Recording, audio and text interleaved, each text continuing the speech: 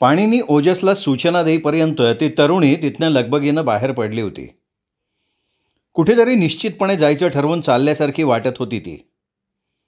एका औषधाच्या दुकानात शिरून बराच वेळ फोन करण्यात तिने घालवला.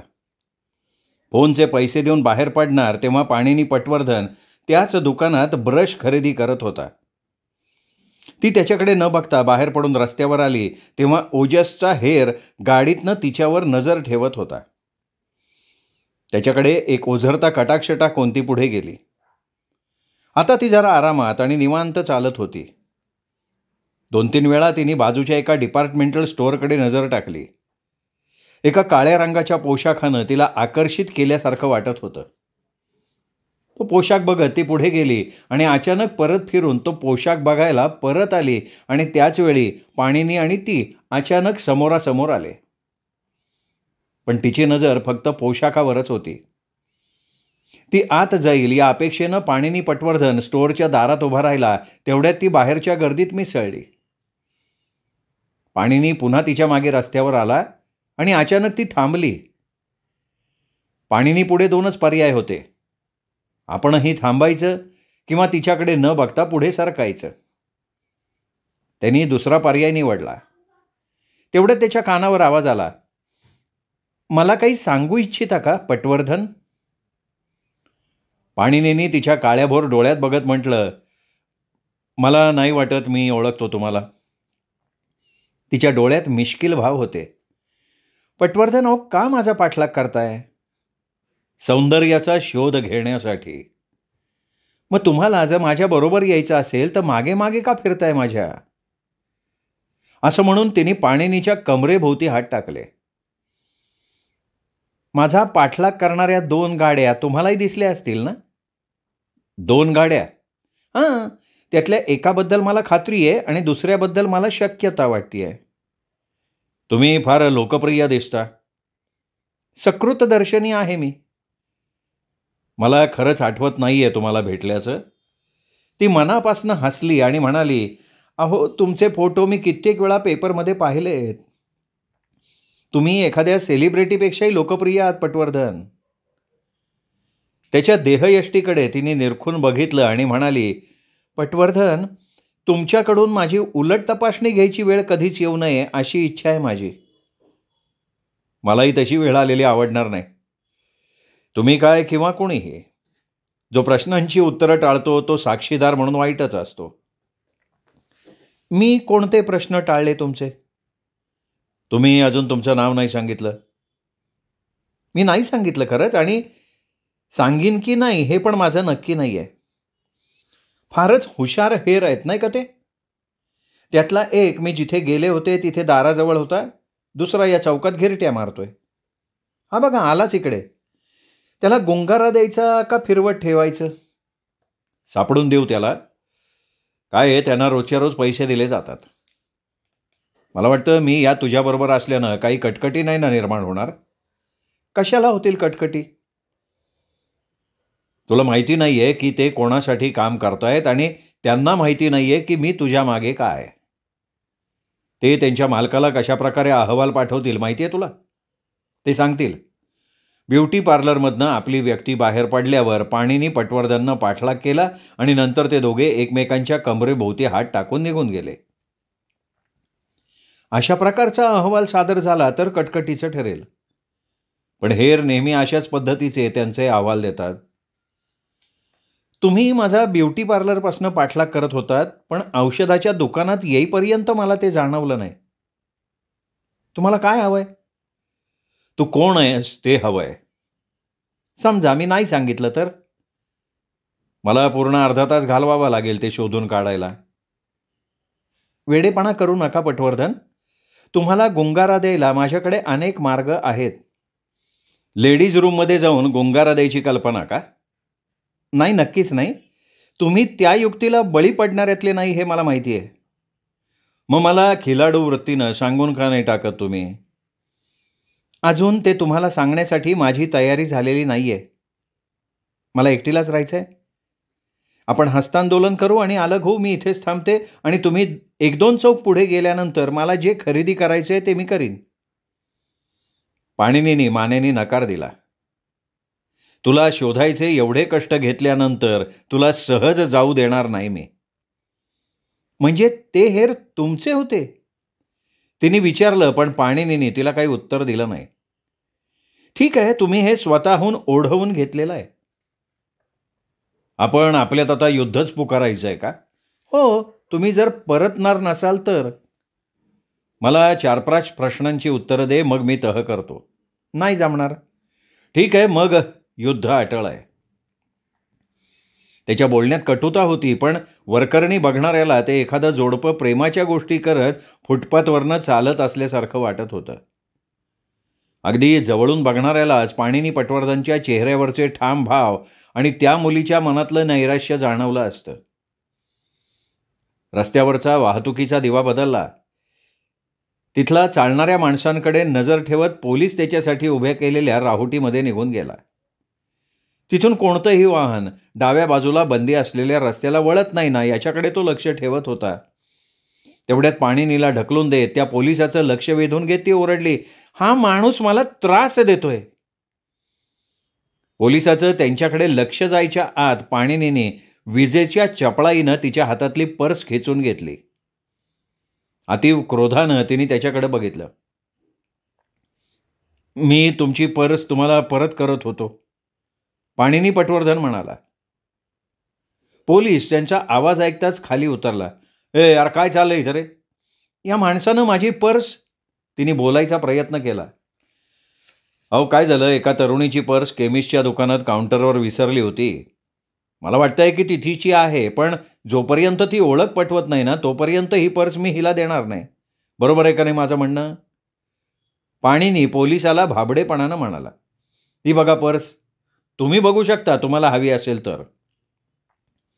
तिने पाणिनी पटवर्धनच्या दिशेनं तिरसटल्यासारखी उडी मारून ती पर्स धरायचा प्रयत्न केला, पण पाणिनीनं आपला खांदामध्ये घालून पर्समधलं चामड्याचं एक पाकिट बाहेर ओढलं.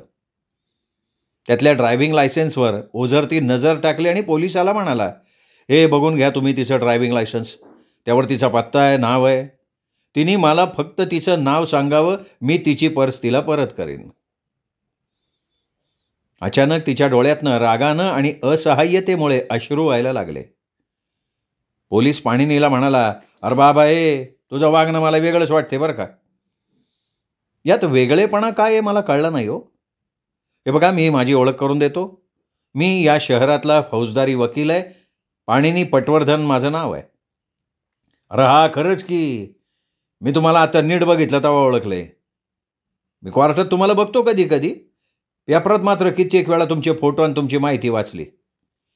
नंतर पोलीस त्या तरुणीकडे वळून म्हणाला, तुम्ही मॅडम माझ्या भूमिकेतनं विचार करा ना. मला वाटतं ही पर्स तुमची आहे, पण जोपर्यंत तुम्ही ओळख पटवत नाही तोपर्यंत तुम्हाला देऊच शकत नाही ना. ठीक आहे, ती हताश होऊन म्हणाली. माझं नाव रती हुबळीकर आहे आणि त्या ड्रायव्हिंग लायसन्सवर माझ्या बोटाचा ठसा सुद्धा आहे. बरोबर आहे, मिस हुबळीकर. मिस हुबळीकर, माझं समाधान झालं आहे. तुमचीच हे पर्स आहे. हा सगळा प्रकार बघायला आजूबाजूला बाघ्यांची गर्दी जमली होती. यार फळा सगळे, काय तमाशा बघायला आले काय? त्यांना हटवताना पोलीस म्हणाला, मिस हुबळीकर, तुम्ही माझ्या बाजूला येणार आहात का? पाणिनीने नाटकीपणानं विचारलं. तिने पापण्यांची फडफड करून अश्रू झटकले आणि पाणिनीच्या प्रश्नातला गर्भित अर्थ लक्षात घेऊन ती म्हणाली, हो, आता येईन मी तुमच्या बाजूला. माफ करा, पण मला तुमच्या पर्सची जास्त तपासणी नाही करता आली. त्यात काय सापडायला हवं होतं तुम्हाला? त्या नोटेचा तुकडा. तुम्ही काय आणि कशाबद्दल बोलताय मला काही कळत नाही आहे. त्याची चर्चा आपण नंतर करू, पण तू कोण आहेस याची कल्पना तू मला का देऊ इच्छित नव्हतीस? बरीच कारणं आहेत त्याला. मला सांगू शकशील का ती? शकीन ना, पण सांगणार नाही. माझ्याशी मोकळेपणानं बोलणं तुझ्यासाठी फायद्याचं आहे असं तुला वाटत नाही का? नाही वाटत. हॉस्पिटलच्या ट्रस्टच्या फंडात झालेल्या घोटाळ्याची चौकशी व्हावी याचा तूच आग्रह धरला होतास ना? हो. सरस्वते हा गैरव्यवहार करतोय हे तुला कसं समजलं? मी फक्त चौकशीची मागणी केली, आरोप नाही केले मी कोणावर. माझा प्रश्न तसाच आहे अजून. माझं उत्तरही तेच आहे. ठीक आहे, आपण दुसऱ्या बाजूनं विचार करू. एका आर्किटेक्टशी बोलण्यात मी फार उत्सुक आहे. अर्थात उद्याच्या पेपरात माझ्या जाहिरातीला काय उत्तर येणार आहे याची मी वाट पाहू शकतो उद्यापर्यंत. पण तू मला आज सांगितलंस की पळशीकरला काय म्हणायचंय, तर बऱ्याच गोष्टी स्पष्ट होतील. ती एकदम स्तब्ध झाली. पाणिनी पटवर्धननं तिच्याकडे बघितलं तेव्हा तिच्या तोंडावरचा रंग उडाल्यासारखा झाला होता. तिचे ओठ थरथरले, डोळ्यात भीती साचली. दोनदा तिने बोलण्याचा निष्फळ प्रयत्न केला. शेवटी अर्धवट हुंदका बाहेर पडताना ती म्हणाली, अरे देवा. एवढं उद्ध्वस्त होण्याची गरज नाहीये. शांत हो आणि मला सांग, पळशीकर तुला काय म्हणाला? तिने घाबरून त्याचं मनगट एवढ्या जोरात पकडलं की तिची बोटं त्याच्या हातात खोल रुतली. नाही नाही, ते मी कधीच कोणाला सांगता कामा नये. माझ्या लक्षात यायला हवं होतं की तुम्ही मला सापळ्यात अडकवताय. पाणिनीने तिच्या खांद्यावर थोपटल्यासारखं केलं आणि म्हणाला, इथे आसपास रस्त्यावरचे लोक आहेत, त्यामुळे आपण जवळच्या हॉटेलमध्ये बसूयात. तिने त्याला विरोध दर्शवला नाही. दोघे हॉटेलात बसल्यावर वेटरला कॉफीची ऑर्डर दिली आणि पाणिनी म्हणाला, आता टोलवा टोलवी न करता सांग, माझ्या ऑफिसमधल्या तुझ्या पहिल्या भेटीबद्दल. तिने उत्तर देणं टाळलं तेव्हा त्याने विचारलं, माझ्या जाहिरातीला पळशीकरनी उत्तर काय दिलंय? अचानक तिच्या देहबोलीत झालेला बदल त्याला जाणवला. आत्मविश्वासानं हसून ती म्हणाली, पळशीकर म्हणतायत की ते इथून पुढे तुम्हाला भेटू शकणार नाही. पण ते हेही म्हणतायत की पटवर्धन खूप चांगल्या प्रकारे हाताळतायत सगळं. त्याच्याशी बोलली आहेस का तू? असं समजा मी त्याच्याशी संपर्कात आहे. फोनवरून संपर्क करतेस? मला पुन्हा तुमचा प्रश्न टाळायला लागेल पटवर्धन.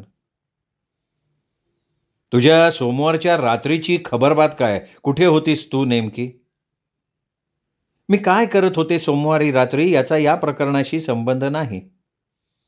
वर्तमानपत्रात आलंय की मंगळवारी सकाळी 11च्या सुमाराला तुम्ही सरस्वतीशी बोललेले आहात आणि तुम्ही त्या बाबरस आडनावाच्या मुलीचे वकील म्हणून प्रतिनिधित्व करताय.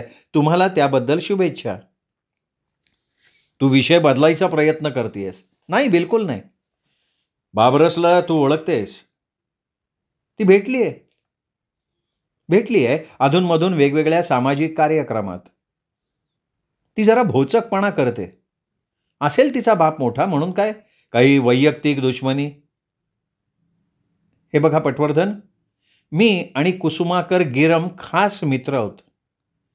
त्यांनी कुणाशी लग्न करावं या गोष्टीची मी नाही पर्वा करत, पण तो तिच्या सापळ्यात अडकला ना तर त्या गोष्टीचा मात्र मी धिक्कार करेन. आणि तो अडकतोय त्यात. हे खूप झालं पटवर्धन. मला याची जास्त चर्चा करायची नाहीये. कुसुमाकरला आपण यातनं बाहेर ठेवूयात. नाही, हरकत नाही ना त्याला बाहेर ठेवायला. पण कधी? जर सोमवारी रात्री तू कुठे होतीस हे तू सांगितलंस तर. तुम्ही मला आणखीन जाळ्यात अडकवताय पटवर्धन. तू त्या ट्रस्टच्या फंडाची चौकशी केलीस. हा काही अंधारात मारलेला तीर नव्हे. तू पळशीकरच्या मागे ठाम राहिलीस. तू त्याच्याशी संपर्क ठेवून होतीस, त्याच्यावर तुझा गाढ विश्वास होता. मला काय म्हणायचं आहे तुझ्याबरोबर लक्षात येत आहे. काय अर्थ आहे तुमच्या म्हणण्याचा हो? तू तुझ्या तोंडावर अभिनयाचा बोरखा कितीही परिधान केलास तरी तुझ्या भावना तुला लपवता येत नाहीत. तेवढ्यात वेटरनं त्यांना पेय आणून दिलं. आपल्या हातानं ग्लास फिरवत फिरवत ती सावकाश ते पीत बसली. तेवढ्या काळात पाणिनीची नजर जेवढी चुकवता येईल तेवढी ती चुकवत होती. मला नाही वाटत पटवर्धन मी याचं काही उत्तर देऊ शकेन. पाणिनी पटवर्धननं चिडून एका घोटात आपलं पेय संपवलं. हे बघ, माझ्या आईचं पत्र हरवलं. हा खेळ आता बास झाला. एक तर मला आत्ताच्या आत्ता उत्तर दे आणि खरं आणि मोकळेपणानं दे, नाहीतर मी उठून निघून जातो. मग बस माझ्या मागे फिरत मला शोधत. मी काही हो तुमच्या मागे? उलटी स्थिती आहे. तुम्हीच माझ्या मागे लागला होतात पटवर्धन. सोडून दे. मी बाहेर जाऊ का निघून? पटवर्धन, तुम्ही खरंच निघून गेलात आणि पुन्हा पुन्हा जाऊ का असं न विचारता दृष्टी आड झालात ना, तर ती माझ्या आयुष्यातली सगळ्यात आनंदाची आणि ज्याची मी वाट बघत होते अशी घटना ठरेल. पाणिनी एकदम उठला. माझं ऑफिस तुला माहिती आहे. एवढं बोलून तिथनं तो निघूनही गेला. रती हुबळीकरला भेटून काहीच निष्पन्न न झाल्यानं पाणिनी वैतागून ऑफिसमध्ये परत आला तेव्हा काय झालंय ते जाणून घेण्यासाठी सौम्यानं त्याच्यावर प्रश्नांची सरबत्ती केली. त्याने तिला सगळं इत्थंभूत सांगून टाकलं. ओजस सांगत होता सर की त्याची माणसं पिंगेबाईच्या मागावर होती. त्यातून ते तुम्हाला अपेक्षित असलेल्या माणसापर्यंत म्हणजे त्या अनाथाश्रमाच्या सेक्रेटरीपर्यंत पोचले. रती हुबळीकरनं ब्युटी पार्लरमध्ये जाण्यापूर्वी आपल्या जाहिरातीला जे उत्तर पेपरवाल्यांना देण्यासाठी दिलं होतं त्याची प्रत ओजसनं मिळवली आहे. काय लिहिलंय त्या उत्तरात? परिस्थितीत बदल नाही. सध्या मुलाखत करणे किंवा भेटणे शहाणपणाचे नाही. तुम्ही काम मात्र चांगलं करताय. असं उत्तर लिहिलंय. सौम्यानं उत्तर वाचून दाखवलं. सौम्या, मी सांगतो असंच्या असं उत्तर तयार कर आणि जाहिरातीत लगेच छापून येईल असं बघ. हां, पण लेखी काही हातात असल्याशिवाय कामाबद्दल ठरवायला मला आवडत नाही. सविस्तर नियोजन आणि तपशील पाठवायची व्यवस्था करा, नाहीतर जमून आलेल्या गोष्टीला खिंडारं पडतील याची जाणीव ठेवा. सौम्यानं ते लिहून घेतलं, पण पाणिनीच्या डोळ्यातले काळजीचे भाव बघून ती म्हणाली, सर त्यापेक्षा जरा थांबून काय घडतंय पुढे याचा अंदाज घेऊन हालचाल केली तर कसं? मी तशा धाटणीचा माणूस नाहीये सौम्या. आता इथून पुढे मी अशा गोष्टी करणार आहे की त्यांच्या डोक्यावरचे केस उभे राहतील. बघशील तू. जे काही कराल ते काळजीपूर्वक करा. काळजी घेऊन कोणाला काय मिळवता आलंय? आपला प्रतिस्पर्धी पुढे काय हालचाल करेल यापेक्षा आपण जेव्हा त्याचा अंदाज बांधतो ना तेव्हा स्वतःला त्या भूमिकेत ठेवून बांधतो. त्यामुळे होतं काय की आपण त्याच्याशी नाही तर स्वतःच्या विरुद्धच लढायला लागतो. आपण आक्रमण करायला जातो पण आपली हालचाल बचावाची ठरते. चांगला योद्धा दुसरा काय डाव खेळेल याचा विचार नाही करत, त्याची काळजीही तो करत नाही, तर स्वतः इतक्या वेगानं हालचाली करतो की समोरच्याला विचार करायला वेळ देत नाही तो. मला वाटायला लागलंय की लवकर काहीतरी वेगवान हालचाली घडणार. तेवढ्यात ओजस आत आला आणि म्हणाला, अरे हाय सौम्या, फार सुंदर दिसतेस आज. हे कधीतरी तू पाणिनीला सांग, सौम्या हळूच त्याच्या कानात म्हणाली. खरं म्हणजे सौम्या सोहनी, पाणिनी पटवर्धन, कनक ओजस आणि श्रेयस तारकर हे सगळे शाळेतले वर्गमित्र. शालेय शिक्षणानंतर सर्वांनीच वेगवेगळ्या क्षेत्रात पदवी घेतली. पाणिनीने आणि सौम्यानं कायद्याची पदवी घेतल्यामुळे त्यांची मैत्री शेवटपर्यंत टिकली. पाणिनीने पहिल्यापासून नोकरी न करता वकिली करायचं ठरवलं होतं. त्याचे वडीलसुद्धा प्रथितयश वकील होते. पण सौम्याला घरगुती अडचणींमुळे वकिली करणं शक्य झालं नाही. पण मग पाणिनीने तिला आपल्या व्यवसायात सामावून घेतलं. जात्याच हुशार असल्यानं ती पाणिनीच्या मनातलं ओळखून त्यानं न सांगता अनेक कामं करून टाकायची. एक अत्यंत हुशार सेक्रेटरी म्हणून ती पाणिनीच्या मनात भरली. तिच्या मनात पाणिनीने तिला प्रेयसी आणि पत्नी म्हणून स्वीकारावं असं असायचं, पण त्यांनी कधी तिला ते शब्दात व्यक्त करून दाखवलं नाही, पण त्याच्या वागणुकीतून मात्र तिला ते जाणवायचं. कनक ओजसनी आणि श्रेयस तारकरनी पोलिसांच्या परीक्षा दिल्या. तारकर हुशार असा इन्स्पेक्टर झाला. कनक मात्र त्या क्षेत्रात रमला नाही. त्यानं स्वतःचा गुप्तहेर म्हणून व्यवसाय चालू केला. अल्पावधीत तो शहरातला अत्यंत हुशार आणि विश्वासार्ह असा गुप्तहेर झाला. पाणिनीने आणि त्यांनी एकाच इमारतीत एकाच मजल्यावर ऑफिस घेतलं. पाणिनी त्याची अनेक कामं कनक ओजसला देत असे. श्रेयस तारकर हा अत्यंत तत्वनिष्ठ आणि करडा अधिकारी होता. पाणिनी आणि तो घनिष्ठ मित्र असून सुद्धा अनेकदा एकमेकांविरुद्ध उभे राहत, पण दोघांनी तत्वाशी तडजोड कधी केली नाही आणि मैत्रीचा उपयोग परस्परांची व्यावसायिक गुपितं उघड करायला सुद्धा केला नाही. पाणिनी, तू तिची पर्स खेचून आणि आतली कागदपत्र बघायची जी युक्ती केली ना, मानला बरं का तुला. सौम्या, अगं पर्स खेचून तिला परत देताना त्या पोलिसासमोर यांनी जे काय साळसूद भाव आणले होते ना चेहऱ्यावर, त्यावरून हा वकील चुकून झाला. अभिनेता व्हायला हवा होता, नाही तर चोर तरी. आधी ते दार लावून आत ये. इतर भाडेकरूंना माझं हे अंग कळायला नकोय. ओजस आत आल्यावर पाणिनी म्हणाला, एक काम द्यायचंय तुला. काय आहे? उत्तर द्यायच्याऐवजी पाणिनीने गतीला इंटरकॉमवरून सांगितलं, मला डॉक्टर वाळिंबेंना फोन लावून दे. त्यांची नर्स तुला सांगेल की ते फोन घेऊ शकणार नाहीत, पेशंट तपासतायत वगैरे वगैरे. तर तिला सांग की पाणीनी पटवर्धनना बोलायचं आहे डॉक्टरांशी तातडीने. मग पाणिनीने ओजसला विचारलं, तुला त्या अनाथाश्रमाच्या हिशोब तपासनिसाचा पत्ता मिळालाय ना? कोण आहे तो, कुठे राहतो, दिसतो कसा? ओजसनं त्याचा पत्ता सांगितला, त्याचं व्यक्तिमत्व कसं आहे त्याचं वर्णन केलं, त्याचं नाव मोकाशी असल्याचं सांगितलं. तेवढ्यात डॉक्टर वाळिंबे यांचा फोन लावल्याचं गतीनं इंटरकॉमवरनं सांगितलं आणि फोन जोडून दिला. हा बोल पाणिनी, काय म्हणतोयस? मला एक रक्तदान करणारा हवाय. मिळेल ना, मिळेल. कशा प्रकारचा पाहिजे? अशा प्रकारचा की जो आपलं तोंड बंद ठेवेल. ते ठीक आहे, पण रक्त कोणत्या प्रकारचं हवं आहे? मला फक्त रक्त हवं आहे, एवढंच. अरे, रक्तदाता आणि रुग्ण यांचे रक्तगट जुळायला लागतात. पण माझ्याकडे कोणी रुग्ण नाहीच आहे, मला फक्त रक्त हवं आहे. डॉक्टर चापापले.